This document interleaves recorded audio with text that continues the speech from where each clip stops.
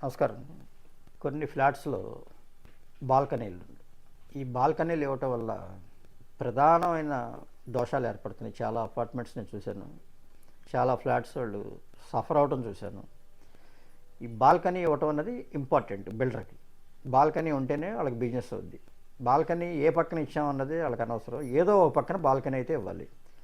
ఆ బాల్కనీ ఇవ్వటం వల్ల అది వాస్తుశాస్త్రరీత్యా ప్రాబ్లం వస్తుందా, రావట్లేదా, దానివల్ల ఎటువంటి ప్రాబ్లం వస్తుంది ఏంటనేది నేను అంటే బాల్కనీల విషయంలో నేను కొంత డెప్త్ సబ్జెక్ట్కి వెళ్ళటం జరిగింది. ఇది ఓపెన్గా చెప్పే విషయం కాదు.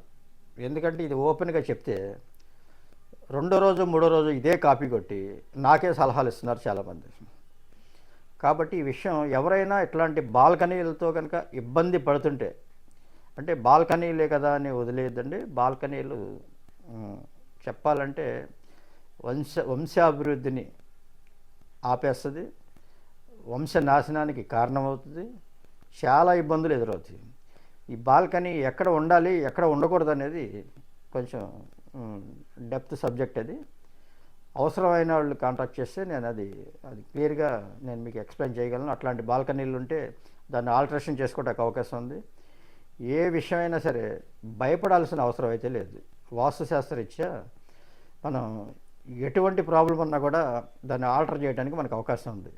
కాబట్టి భయపడద్దు. ఆ సమస్య వచ్చింది, ఆ సమస్యని ఎట్లా దాన్ని అరికట్టాలి అనే దాని మీదే మనం ఫోకస్ పెట్టాలి తప్పితే, అమ్మో మీకు ఈ సమస్య ఉంది, మీకు ఇంకేముంది, మీ జీవితం అయిపోయింది, ఇంకేం లేదు, మీరు నాశనం అయిపోతారు, ఎట్లాంటి కొంతమంది భయపెడతా ఉంటారు.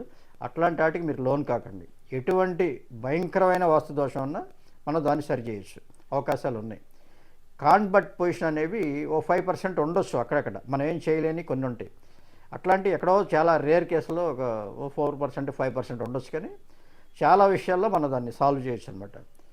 అందుకని ఈ బాల్కనీ విషయంలో అవి కరెక్ట్ ప్లేస్లో ఉన్నాయా లేవా అన్నది, అంటే ఇది ఎవరికి ఉపయోగపడాలో నేను చెప్పే విషయాలు వారికి ఉపయోగపడలేదని నేను ఈ విషయం మీకు మీడియా ముఖంగా చెప్పట్లేదు. అవసరమైన వాళ్ళకి నేను వచ్చి పర్సనల్గా చూసి నేను చెప్పగలుగుతాను. నమస్కారం.